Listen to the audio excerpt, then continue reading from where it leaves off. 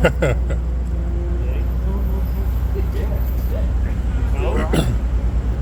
Keep going. What do you ride? What do I ride? In Los Angeles, people in cars are not looking for other people in cars, much less bikes. So I don't do that anymore. Everyone we know all says, have you had your accident yet? And it's not, if you're going to have it, have you had it yet? And the last one that I was in was in an 8-bike pileup, and I was picking stuff out of me for about 10 weeks after that. So I prefer my cars now as opposed to that stuff. I got to talk to Gina Zampielli briefly. Really? On Facebook. She talked about maybe in the past People don't know. She was a promoter in LA. She passed away. Yeah, she was great. She tried to deal a lot of animals and stuff. She mentioned that she was going to do a reunion with herself. No, that's news to me. That's the first time I've heard it. Yeah, she had talked about it. She was a kindred spirit, and she was great. I mean, there was a couple of promoters in the beginning that were really responsible for us being able to get off the ground. She was one of them. Yeah. And as a matter of fact, Armored Saint benefited from her as well, because she did shows with them as well. So she was great when we missed her. I'm from Staten Island. Do you miss Staten Island? From where? Staten Island? Yeah, but where? Oh, Great Hills. Oh. Where did you live in Great I'm Hills? from Richmond Terrace. Okay. You As a miss matter it? of fact, where I lived on Richmond Road, and the first and second Godfather was shot about 150 yards away from where I grew up. And there's a wooded area behind the Godfather house, and we used to play up there as kids all the time. So whenever I watch the movie, yeah, I see the Godfather, but I see where we used to play. In school. What's your action next album? Are you deploying more religiously or? I'm having trouble settling on a direction. I want it to be a rock and roll record. For the longest time, I've made records that tried to say something to get people to think. But I learned a long time ago, you make records based on who you are at the moment, and that's just where my head is right now. And I just want to have some fun with it. Musically, it's real good, but getting the subject matter, that's still, I'm honing in on that this year.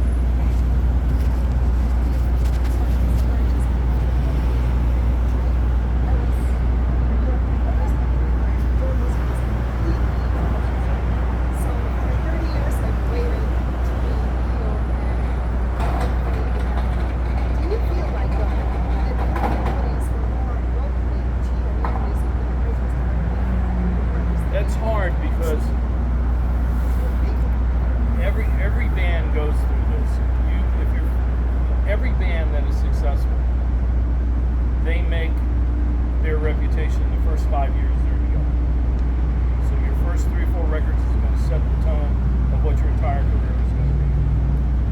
Then you run that honeymoon period between you and the audience is over, and every time you do a new record, that new record becomes your opening act. And just like if you were an opening act opening for some other band, where you were going out in front of an audience and having to prove yourself because they don't know who you are. Excuse me? Yes, but the problem with that is when a new album comes out, that new album is now being compared to everything you did in the beginning. The stuff you did for the first 5 years is the headline band. Everything that comes after that is the opening act. And it's being judged harshly because you've had 10, 15, 20 years to romance those songs in your head.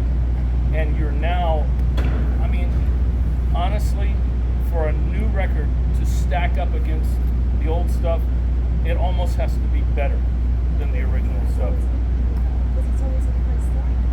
Yeah, well, tell all the rest of these guys that. Hey, you're preaching to the choir here. That's, Is there any plans to realize anniversary editions of the old stuff? yes, there is. Okay. We're working on an anthology right now, probably be for the 40th anniversary of the first album in 2024. Sweet. There's going to be some interesting stuff on it because when we did the first album, we demoed that record 3 times before we actually made the record. And every band will tell you, if you keep doing the same thing over and over again, it gets a little more watered down every time you do it because you kind of lose the enthusiasm. By the time we did the second set of demos, they were absolutely vicious and brutal. They are better than what you guys have ever heard on the first record. And so I really can't wait for you guys to hear that stuff because knowing what I know now, when we signed with Capitol, they always want you to re-record everything because they want to own the masters. But the problem with that is when you're a new band, you don't have enough courage to say no to them. Knowing what I know now, we would have put out that second set of demos as the first album because they are vicious. Last time I spoke, that guy got shot again at the there, and I got hemmed up on what he said he would do. That's the cut. Now the real dollars to get the cut. And Strong Thunder has helped me relate to that. So my question is, the Start of Thunder already? What's the lyrics for the intro? Like, kind of, Well, it starts out and goes, "Oh, Thunderhead, you're a man with a problem." or is it part of it like surely or something? Well, he's talking about, he's hooked on this substance. I played football, American football when I was in high school, and I trashed both of my shoulders. I've had this one operated on 3 times and this one twice. And the first time, I had never taken any kind of painkillers before. So they gave me Percocet, and I took it for 16 weeks.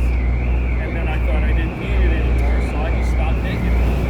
And about 2 days went by, and I'm sitting on the couch watching TV. I swear, I'm watching TV, and my left arm went like that. And it's like, whoa!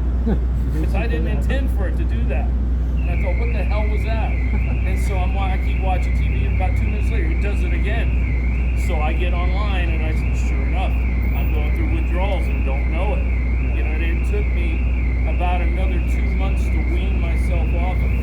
This stuff is nasty.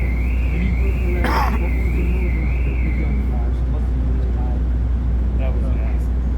I mean, you don't want to go through that. Yeah, they put you on those things. You don't want to.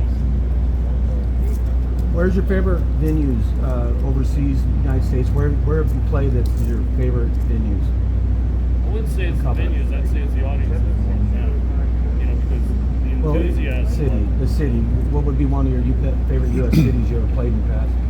That's hard to say because I think some of it has to do with the band. Because if you're tired during a tour,